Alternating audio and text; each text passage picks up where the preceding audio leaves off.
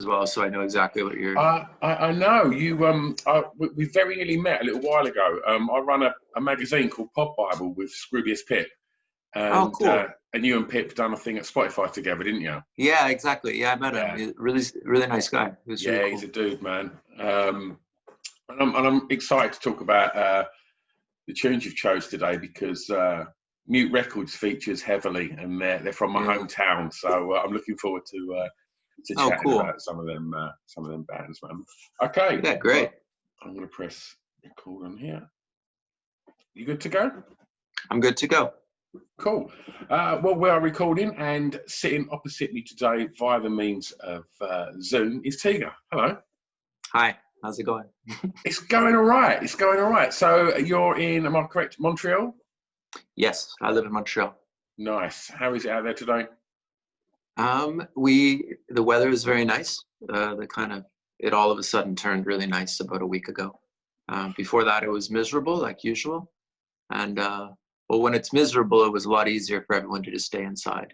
And now that it's beautiful, there's a bit of tension. Montrealers are used to just hitting the streets as soon as it's nice because we have this long winter, so it's a bit strange. I want to ask you regarding the kind of quarantine situation that we're all finding ourselves in at the moment. How has that affected you as a human, and how has that affected you as a creative? Yeah, obviously it's been on everyone's mind now. It's already, I guess, God, it's almost 3 months already. Well, as a human, could do, yeah, as a human, I mean, there's ups and downs, I think, as a touring musician, it's definitely, it's a complete transformation. So Sure. that's all done. And I don't know, I've really enjoyed having the time off and the time not travel. That's not typical. That's not how everyone feels, but obviously because I'm constantly on the road, been 20 years of traveling all the time. So that's just like, it's been a chance to rest, and it's been forced upon me, which never would have happened otherwise. Yeah. But obviously it's also pretty terrifying, and everything's up in the air, probably no shows for a year. But the shorter answer, I guess, as a human, I find myself enjoying the challenge of it in a way. So it's kind of like, okay, the situation has changed dramatically. How are you going to deal with it? How are you going to turn it into something else? How is it going to change what you make? How are you going to make the best of it, basically? Was that your mindset right from the beginning? Or, personally, I was a bit more knee jerk when we initially got told we wasn't allowed to kind of leave our homes, and I had a kind of week of just not really knowing, what to do, what the plan was. I run nightclubs, and so my businesses were closed, and it was like, Yeah. right, what am I going to do? And it was like, okay. And then for me, after a sort of week, adjusted and then sort of looked at, what positives I can find in this. Like, was you pretty calm with it right from the off? Yeah, I was, but you know how these things are so personal. It really, everyone's in a different situation, and it depends, I think, a lot on, as a creative person, I think it depends on where you're at with your career, where you're at with those particular projects, maybe your age, where you live, your home. If you're lucky, everything's completely different if you happen to have a beautiful home or a garden or whatever, versus if you live in a small flat. There's little things like that that really change the experience. For me personally, again, my initial immediate reaction was, I think I was just so tired from traveling every weekend for so many years that on some very, very base level, I just was like, okay, this means I have to take a break, and taking a break to do things that I just never had the time to do. So, but those first few weeks were so crazy. So you're scared, you're worried about family members, it was one of those, crazy moments, where everyone is freaked out at the same time. Yeah. And now already we're talking about it with a certain sense of calm, and but it was pretty trippy there at the beginning. Okay. Let's talk records. So, Tiga, I'm going to ask you for track one, the song that you regard as having the greatest ever intro. Okay.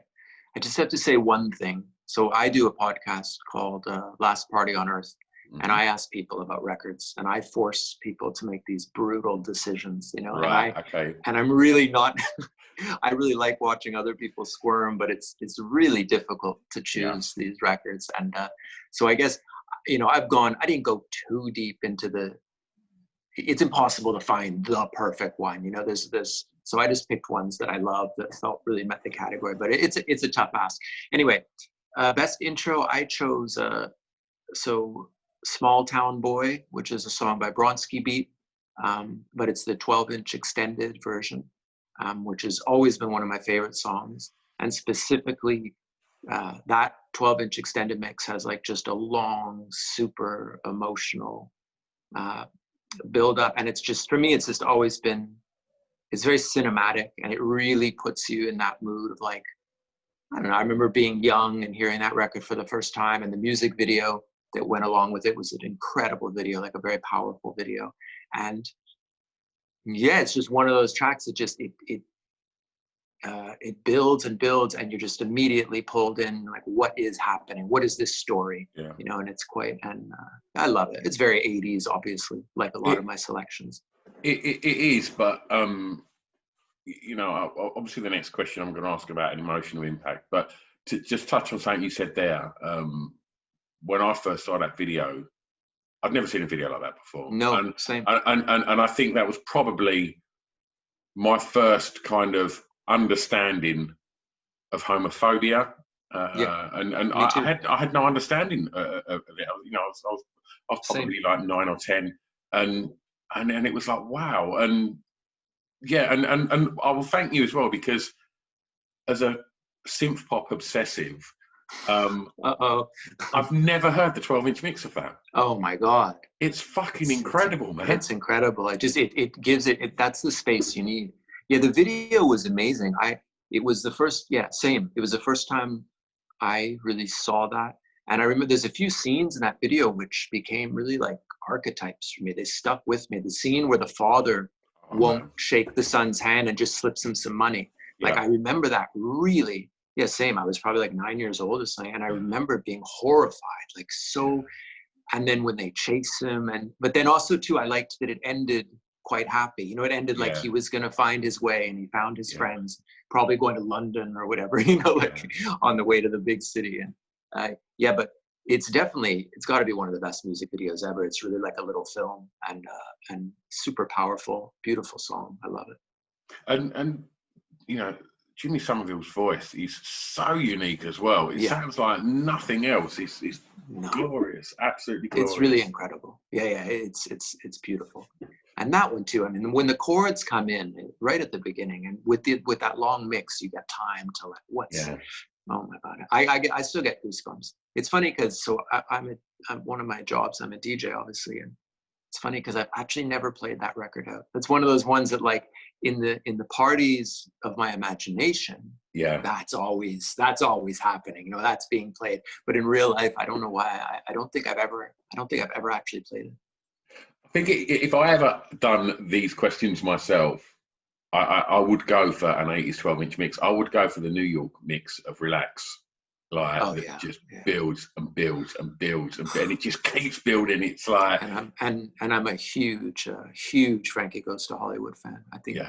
I think those records, I mean, Relax specifically, it's just, I don't want to say it's underrated, because obviously it was like a massive single, but still, in a way, I think they're a bit forgotten. They're not. I know what you're saying.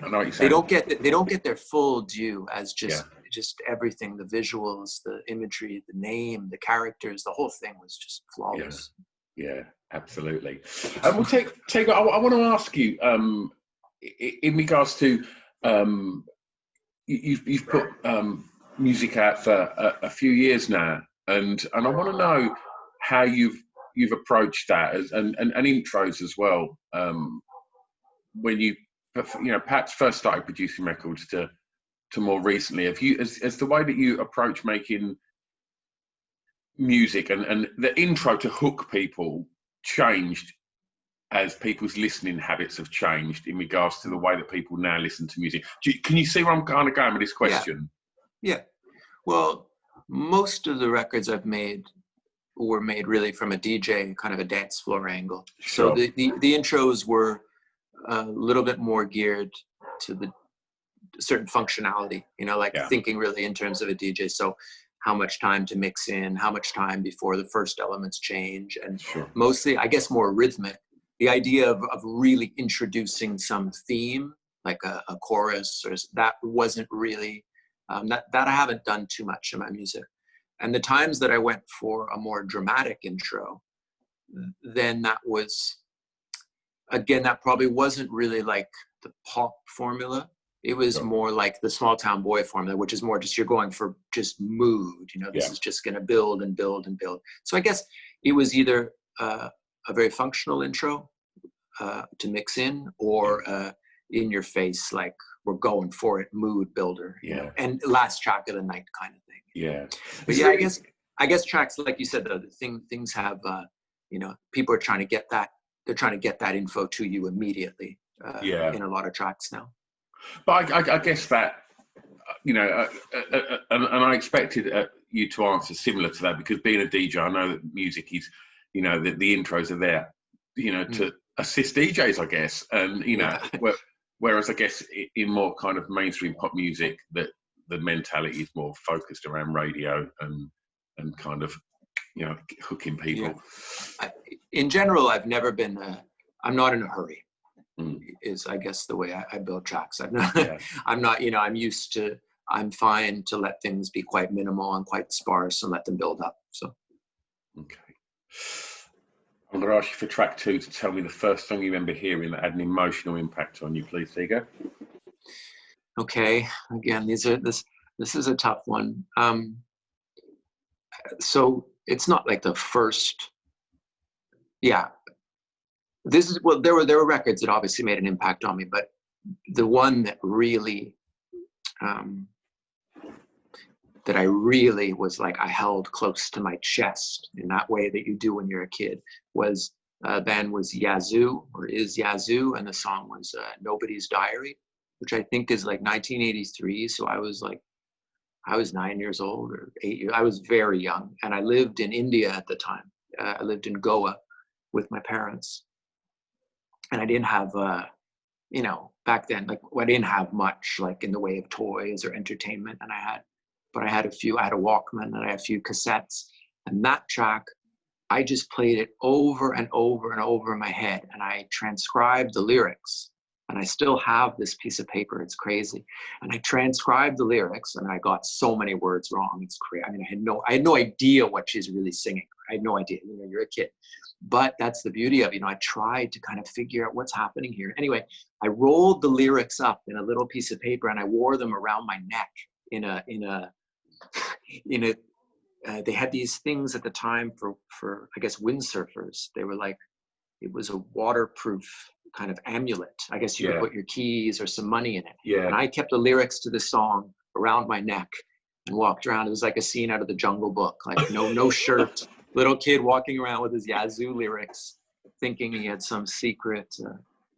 But it was distinctly emotional, because at that age, I guess, as so many kids do, you're just dreaming of, something different, something bigger, something when you're going to be grown up, away from freedom and away from your parents, and just kind of but in a really nice way, just dreaming like what's the movie of my life going to look like. And I think a lot of the time, pop songs and they really give voice to that when you're a kid, because you don't have the vocabulary. So Alison Moyet. And it's funny, I did a tiny bit of research for this podcast, a very modest amount of research. But I saw that she wrote that song when she was 16 years old. I just found that out today, which is crazy, so I was 9 and listening to a 16-year-old girl's love song. I mean, was that was just off the second Yazoo album, I think, wasn't it? I'm not sure. It was the You and Me Both album. I don't remember if that was... Upstairs at Eric's came first, wasn't it? Or was it the other way around? I'm not sure. I think it's the other way around. I'm not sure, but I think it's the other way around. I know it was on the, because I also really like that track State Farm. Yeah. And I think State Farm was on the other side of the Nobody's Diary single. But mind you, at that time, I was a kid. I had no idea about what was a Yeah. single and what wasn't. You know, music just somehow it falls in your lap. And So how was growing up in? How old was you when you was in Goa, and how old was you when you left Goa? I was there. I used to spend half the year there and half the year in Montreal until I was about 11 years old, I think. So basically the first 10 years of my life. How was you getting hold of these tapes, and what were these tapes? It's funny you asked me that because I don't remember all of it. I guess some of it must have come from my father. My father collected a lot of good records. Some of it will be friends, friends of the parents. Somebody would leave a tape somewhere. But what I do remember was there was a hotel in Bombay, in Mumbai. So we would fly to Mumbai first. And then back then you had to take a boat to Goa, or it was before they had the flights. And I remember we would stay at a hotel in Mumbai, and it was a little bit like kind of your last outpost of civilization before you kind of went off grid. And I remember they had a little gift shop, like a little bookstore near the lobby, and they sold tapes there. And so I would get like one tape before the season, I remember I bought the first Duran Duran album on cassette. For sure there were bootlegs. The volume would go like up and down. And up. For sure it was some guy around back of the hotel, making them. But I bought, so those are the first cassettes I remember buying or having bought for me. The Yazoo one specifically, I don't know. It must have been somehow through the grown-ups. So what sort of music was you being exposed to, by your parents and stuff like that? What other stuff was going on? Well, I was pretty lucky because my parents were into good music, and my dad had good taste and collected records always since he was a kid. And I guess things I was exposed to early, I was pretty into Hank Williams when I was a kid. I was into some country stuff. My dad was very into rock, like Rolling Stones. And, I don't know. I would just say pretty general, just good. My dad came from New York, so he grew up listening to radio, and he had pretty good taste. Little Richard and a lot of like rock and roll classics, and then that moved to the big albums, I guess, the things that were in the background when you're a kid in the 70s, or like Fleetwood Mac and Supertramp. But I don't know, Rod Stewart, all the hits, But it was good quality though. There was good, and my father was very opinionated, which I think was a good lesson for me. In that I like that idea of like, I like this, I hate this, even if you're wrong, but I like that mentality to really you kind of fight for what you think is great. Was you obsessing over music at a young age? Yeah. I got pretty, I think back then it was like, that was how you identified yourself, especially when you moved into school. That was the number one thing. It's like, well, what do you like? Well, this is what I like. Okay, we can be friends. That's it. Yeah. It wasn't good. It was really music. that was kind of who you were. Well, let's talk school. Uh-oh. For track 3, could you tell me the song that reminds you of your time at school? Yeah, which one? Did I pick The Cult? Is that what I put on the list? You put Cult and Mode. Depeche Mode. Yeah. Oh, okay, yeah. Okay. Oh yeah, I'm going to switch one of them. Okay, I'll try to talk quickly. So I picked The Cult, She Sells Sanctuary. Again, the long version. And this one's a bit strange because I'm not a big Cult fan, or it wasn't even really my style, but I remember distinctly that for whatever reason that was a big song at the school dances, and I used to like go crazy. Is this high school?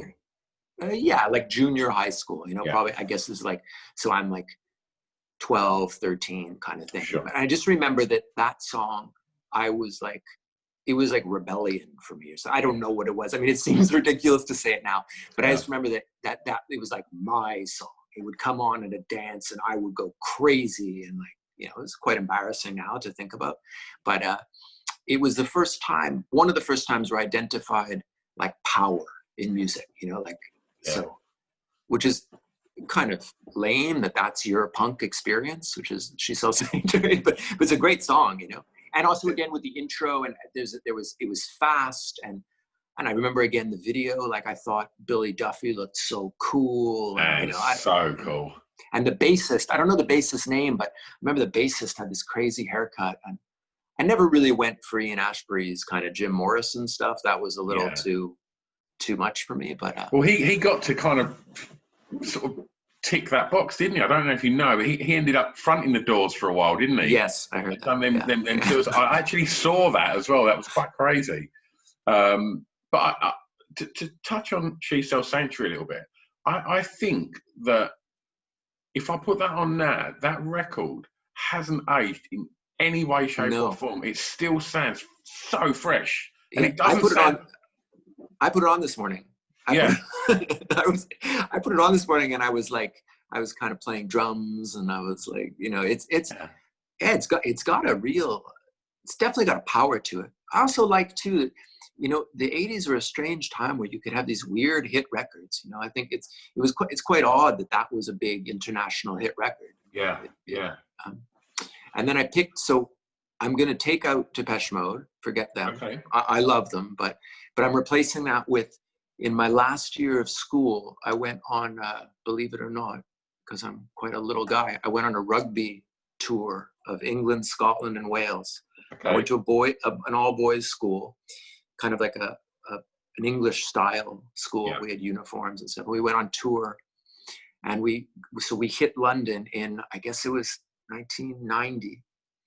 And everywhere in London we went, there was this song playing, this Beats International, Dub Be Good to Me. This one, this I think it was Norman Cook, or it was Norman Cook and the vocalist Lindy Layton, as he's a really good friend of mine. Exactly.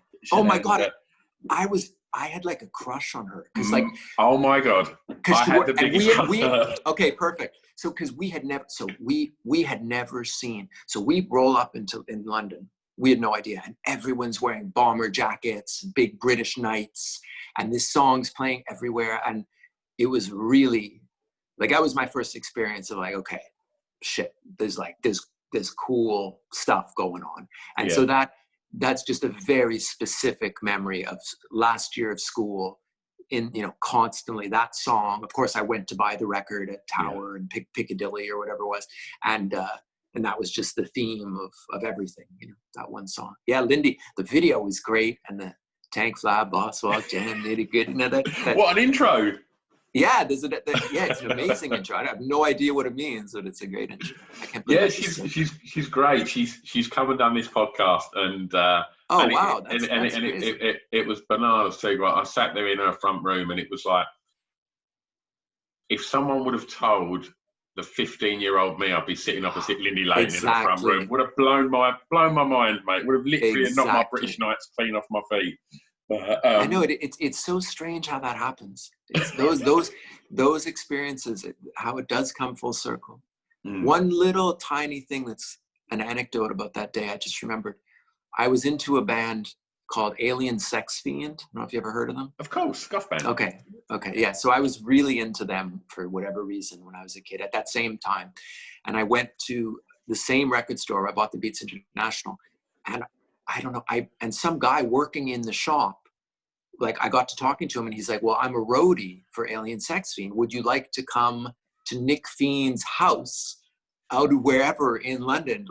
And I was like, I looked like I was like 10 years old.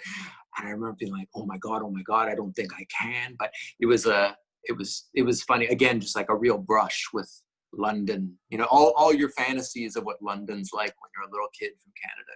I mean, that don't happen, but what happens? That's incredible, man. I know. I couldn't, and he looked the part, and hey, listen, I mean, it's no mystery to you, but London was always and has remained just such an incredible place for music. It's I mean, England in general, it's wild. It just doesn't stop.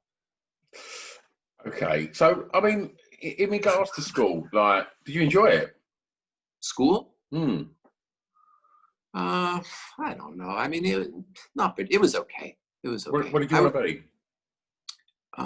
My main sense of school was I kind of wanted it to be over. I just always felt I always had my own projects. I was very motivated, but I felt school was in the way. I was like, I couldn't wait for it to be over. I didn't really know what I wanted to be. I kind of vaguely wanted to be an architect at one point. I did go to university. I studied history, but I dropped out right at the end because rave. I was becoming so just obsessed with DJing and parties. And I never had a clear definition of what I wanted to be. I was quite immature I had no idea. Until then, I just wanted to get into music and techno and stuff. When I discovered rave culture, that was all. I completely dropped any half-baked ideas of being an architect. I don't even know what it was. Sure, yeah. There was no. I was just lucky. I was very, very lucky. I think it's the luckiest thing that happened to me in my whole life. Is just, I think if you're very young and you get that focal point, if you can decide on something that you're passionate about when you're young, you can be quite unstoppable, you know, because when you're young, you just have this, a lot of kind of courage and energy. And so I was lucky. There was a lot of focus when I was really young, and it was a good thing. And where was that when you've been exposed to rave culture? Was that in Montreal? Well, at the beginning, I mean, I had seen parties in Goa growing up, which are these kind of weird, strange, hippie beach parties. So I guess that was a bit in the back of my mind. Specifically, the first time was, I mean, I picked up some magazines and I had a little bit of an idea what was happening, but it was really the first time was I went to a club in Montreal called, it was called Crisco, and it was like the first like ecstasy club in Montreal. It was more of a kind of gay house music club, but that was the beginning for me of like, okay, yeah, I want this, you know, I want to be involved in this. This is what I want. You know? And seeing a DJ for the first time too, you know, really, I was like, I want to be that guy. That's what I'm not really sure, but I want to be there. That's what I want to be doing. You mentioned Tower Records earlier. So for track 4, I'm going to ask you the first song you remember buying from a record store. Okay, well that's easy. I have a specific, so 2 categories, with my parents' money and with my own money. With my dad, I went to a record store in Montreal. My dad and I bought Blondie, Parallel Lines, the album. But that's super young. That's like, I might have been like 6 or something. But I do remember. What attracted you to that? The cover? Blondie. Yeah. Blondie attracted me to that. Yeah, the cover and Blondie. And I actually remember that on the back of the record, there were little still photo images from, I guess, either some of the videos.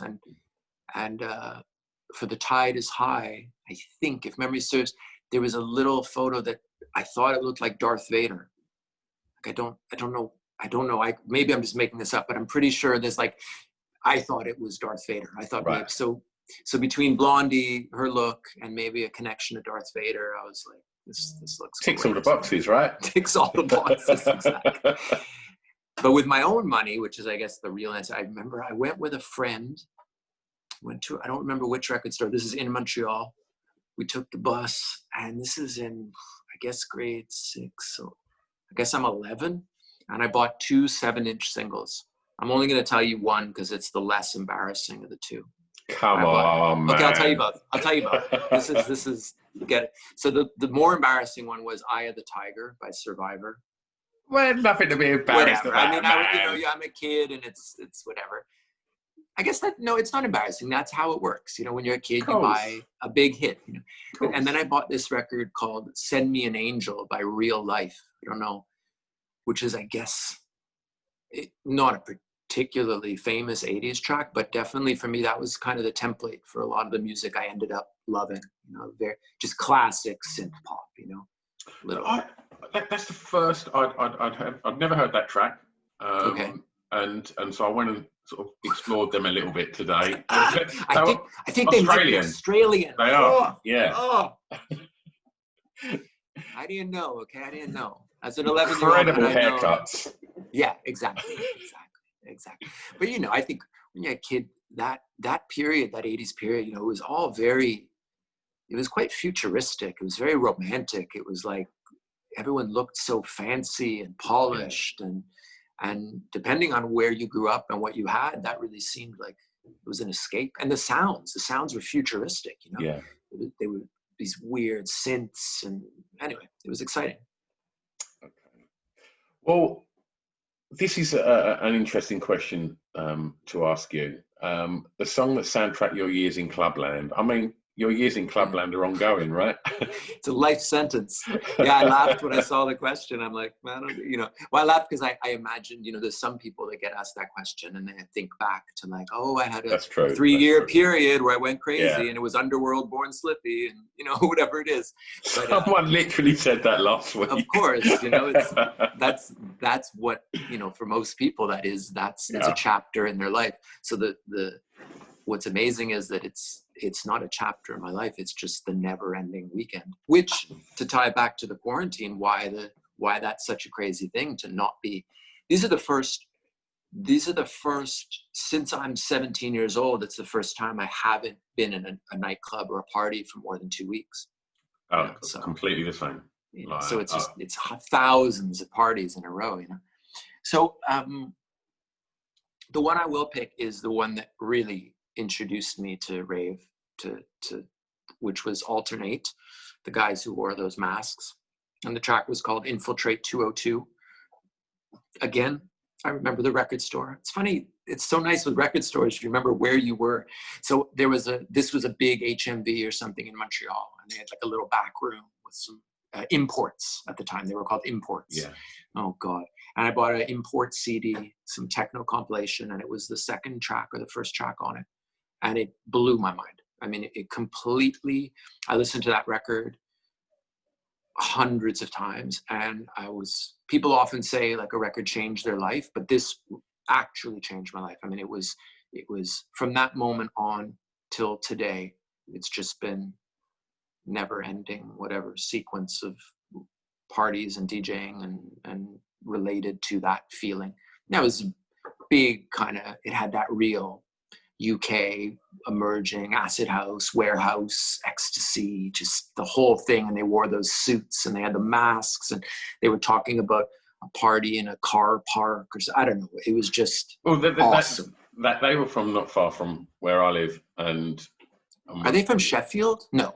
No, they were from Stoke, yes. I don't know where it is. I've just seen it. No, Stoke's actually sort of further up towards the Midlands, where I live in Essex. Like the London is surrounded. Oh, you probably know this anyway. You're from Essex. That's Prodigy are from Essex. Or of course, yeah. I was literally last week. I was chatting on here to Nick, who set up Excel, about rave culture, and he was Kicks Like a Mule. Oh, cool. So we was chatting about this because the road that surrounds London and where I live is the M25, which I'm sure you've driven on when you've been touring over here. And that was the epicenter of rave culture. Was like these service stations on the M25 where you'd pull up, you'd get your little sort of message, and it was like, right, let's go and find the field. And it was, and Alternate would be at all the raves. And I mean, it's so. I mean, I'll say this with the greatest respect, but when this lockdown happened, and the first time I went out, and everyone was like wearing these masks, I was like, it's fucking Alternate, man. Everyone looks like Alternate. Yeah, I have my old one. I made one when I was a kid. I copied used fluorescent marker. I put Vicks inside. Anyway. Brilliant. Oh, imagine you. I'm just picturing you at a rave with that on, man, with your little thing around your neck with your Nobody's Diary lyrics in it. Yeah. Oh my God. I had the whole. It's funny how it really.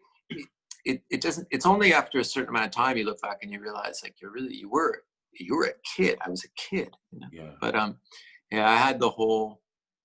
I think we went in North America when rave came over here. So it's a few years later. I guess it's 92 that it really starts here. And we took the fashion thing a little bit. It got a bit ridiculous.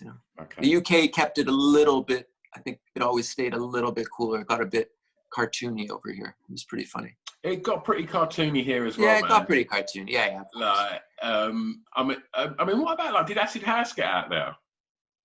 Well, I guess I don't know about New York and stuff. For here Acid House, I guess it got into the clubs. I guess like maybe 90. I was too young. I wasn't going out. We had a big disco scene. We had a huge disco scene, and so house music in the early form was pretty big in Montreal. And then I guess it started to move a little bit towards acid house, but I don't think it really started till like 92. So it was a bit behind. We always had good parties, though. It was always Montreal was always a good party city. So was you already sort of, around that time, was you starting to kind of cut your teeth as a DJ? Yeah, I started, well, you know how it is. It's probably the same for a lot of us. You know, it was so it was so DIY at that time. You know, you're like, okay, I'm a DJ, and you start by playing for your friends, and you sell some mixtapes, and you throw a party. Yeah, I started in '92. I mean, Started DJing in '92, and I actually, because I was kind of one of the first here, I started to get pretty big shows pretty quickly, because it was like a very, you know, we represented, me and all my friends, we were like the new generation, and it was a big, so very quickly, I mean, within a year, I was playing really, really big parties. I was kind of learning in public. was you confident? Um, I was annoyingly confident as a person. Jesus, you wouldn't have wanted, especially with regards to all that. I was like an evangelist. I was like a nightmare. I mean, I was just so preaching to everyone about techno music being the future, and blah. Yeah, I was really intense, very confident, Driven. very extremely. I was. Oh yeah. I opened a record store. Then I opened a nightclub. And I was throwing huge parties by the time I was 18. I had backpacks full of money and up all night. I mean, it's just the whole. I was very much the entrepreneur as well, but confident as a DJ. I was confident in the tracks I was playing. I was confident that I was onto something. Technically, no. Technically, it took a while. Yeah. And no, I remember the first shows. I was very nervous, and you know, I think technically as a DJ, it took me a while. I distinctly remember praying. I'm not a religious person, but I remember this is like the kind of thing you do when you're a kid. I remember like, please God, whoever, it's probably the only thing I ever asked from God in my life, let me be able to beat mix. I was like, I remember actually in my bedroom, like, and I wasn't even that young. I'm like, please, that's all I want. Just let me be able to beat mix. Anyway, be careful what you wish for. As far as getting one wish, I don't know if that's the one you really want. I got that. It served you well, mate. Yeah, it served me well. Track 6, a favourite song from an artist from your home county. Yeah, this one. Okay, so the artist is an easy choice because Leonard Cohen he's in my all-time top 3. He might be all-time number 1. Well, Bowie. He's in my 3. Yeah, he's in my 3 for sure. I mean, there's a constant, I don't know why I pit them against each other. That's stupid, childish, but him, Prince, Bowie, and Dylan are just duking it out all the time. But the one that I really love Leonard Cohen, and he's from Montreal. He grew up like a block away from me. We have very similar, well, I guess the similarity ends there. But yeah, I wasn't into him at all as a kid. It started maybe 10 years ago. Yeah. But we have some family friends, and he actually sent me a birthday card before he passed away. And serious? We got to be, well, we're very much same community, and he knew my dad vaguely, he knew my mom kind of. We have a lot of friends in common. Anyway, he's really like, he's from the same part of Montreal. It's quite a small place. So anyway, I just rate him as a man and as a poet and as a thinker. He's just such a beautiful person, and his songs are just incredible. So for me, they're more than songs. I guess they're like, I don't know. They really help you along in life. You know, they're like, and they never run out of meaning. And he's so, oh God, I have a book, which is all his interviews collected. It's like 500 interviews there. And I just read them. I read them how some people, you know, those prayer beads that some people use. For me, it's like you just listen to Leonard talk, and he never puts a foot wrong. He's so patient and wise.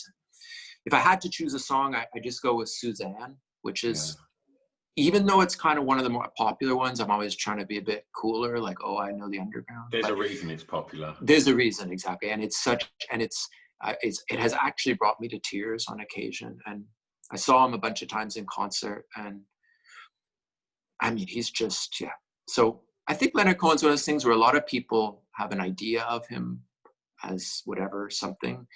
And a lot of people kind of don't listen to it, or they wait too long, but it's always there for you at some time in your life. Exactly that. It's exactly, you know what I mean? Like that, at some Tiga. point you can get into it and it'll pay big dividends. In the UK, in the early 80s, there was a TV show, a huge TV show called The Young Ones, and it was just this landmark alternative comedy. I don't know if you've ever heard of it, or but it was huge, and there was this running joke in it that, you know, things were as boring as Leonard Cohen, and that was like all I knew about Leonard Cohen was like, oh God, this guy must be so boring.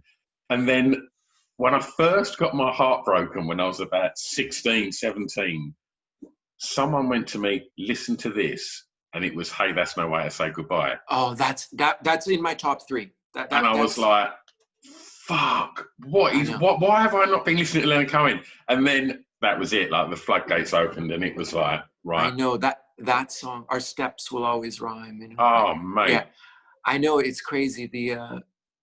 But sometimes I think it's actually kind of nice, because you wait until you're ready in a way, and then when you're ready, he's ready. He's got you covered. You know? So there's a bunch. I mean, I could pretty much pick any of his songs, but actually that Hey, That's No Way to Say Goodbye is top 5 for sure. Yeah, it's a heavy record.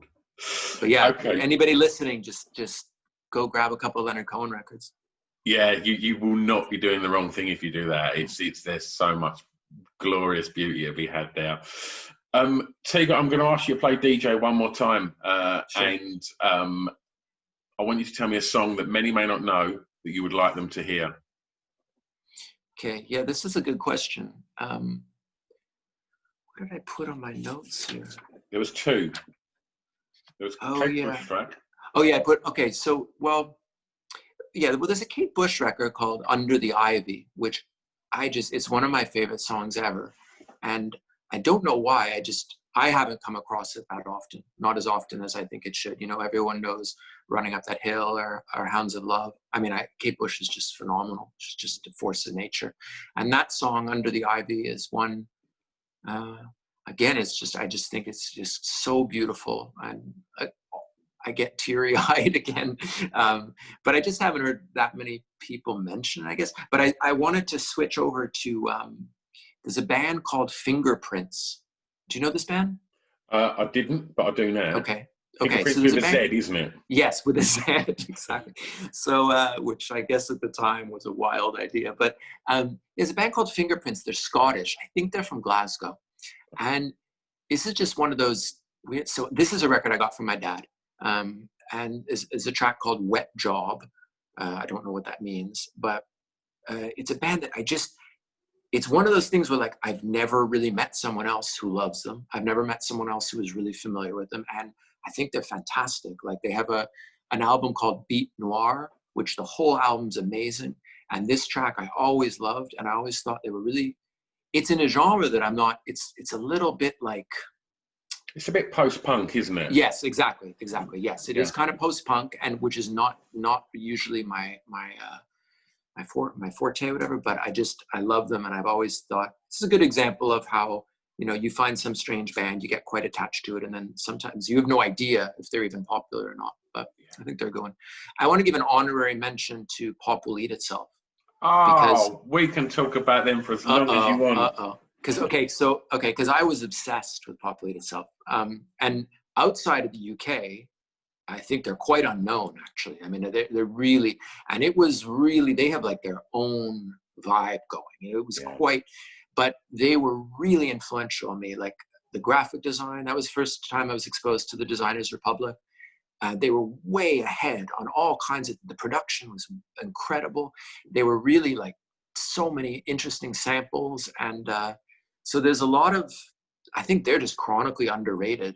Massively underrated. They're just, you know, and I was always, and it's what I think the reason is because there's something about them. They're a little bit goofy in a way. Like they don't have the cool factor locked down. So I think a lot of people, very cartoony, their look. Yes. You know, lots of, there's so many bands of that era were. There's lots of, lots of dreadlocks, coloured, T-shirts and stuff. And some of it hasn't aged so gracefully. I mean, it's a tough sell now saying that there's like a white English guy with dreads and he's kind of speed rapping, and it's there's some things that are tricky. But anyway, I think a really underrated band. And what is it? The album Cure for Sanity is incredible. And they also had some weird kind of B-side records that were, there's one called The Fuses Have Been Lit, I think, which is really beautiful and just really smart use of sampling. And yeah, and I think the guy Clint Mansell went on to be quite a big producer, he's huge in movies and soundtracks and stuff. Huge, yeah. Right. So I was always a big, am I a poppy? Is that what they're called? Poppies. I'm called the Poppies. We're poppies. Yeah, we're the poppies.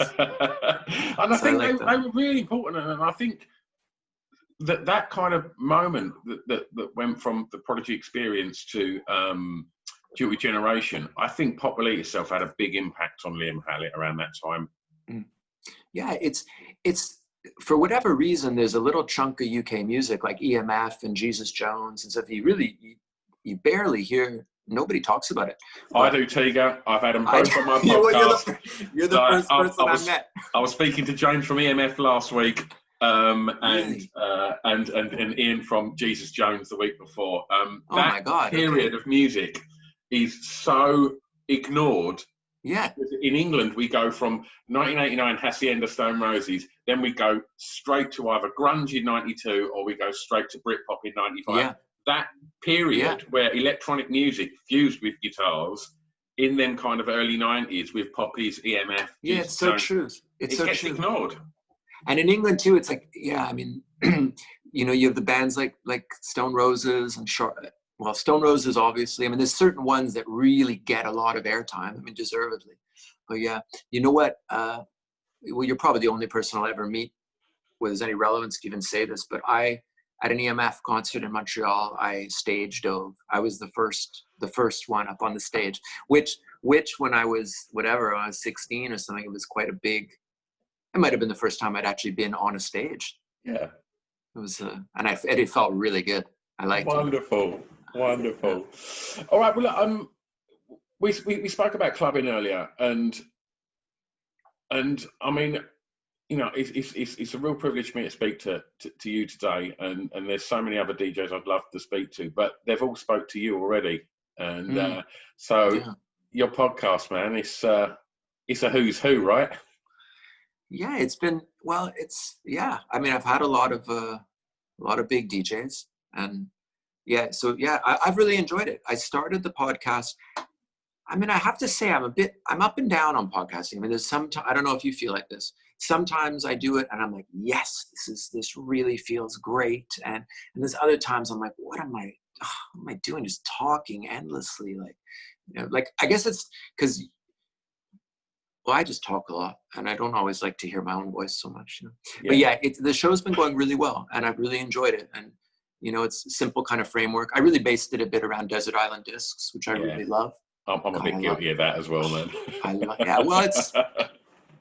She is the best. What's her name? Kristen Young or Kirsty Young. She is. Yeah. I think she's like, for me, like her, Conan O'Brien, Stephen Colbert, like they're like killers, but she is so good. Anyway. Kirsty's not doing it anymore. I heard she got sick or something, right? I don't actually see it. Lauren Laverne's doing it now. And she's still good, but Kirsty Young's voice, man. I had trouble. I had some kind of weird allegiance that grew between me and Kirsty Young. Like I had to stop listening. I don't think you're alone there, man. No. But anyway, the podcast is a lot of fun and people really seem to like it. And I'm enjoying, I talked to Pete Tong. I just talked to Richard Russell this week, Benji B, Carl Cox, Kolsch, Boys Noise, Errol Alkin. Yeah, it's a lot of fun.